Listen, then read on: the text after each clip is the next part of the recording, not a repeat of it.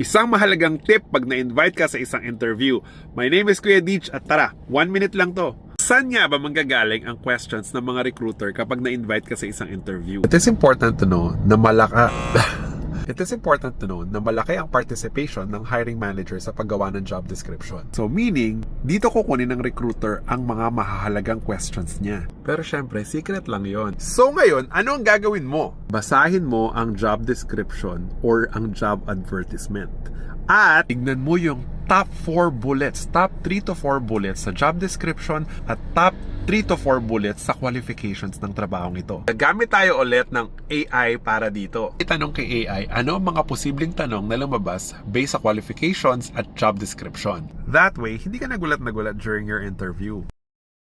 Tandaan natin, ang mga companies kapag gumawa sila ng job description at qualification, ilalagay nila sa top ang mga mahalaga at nasa ilalim ang hindi ganun kahalaga masyado. For more tips, tricks, and amazing trips, follow Kuya Deej and all the best sa iyong interview. Kaya mo yan!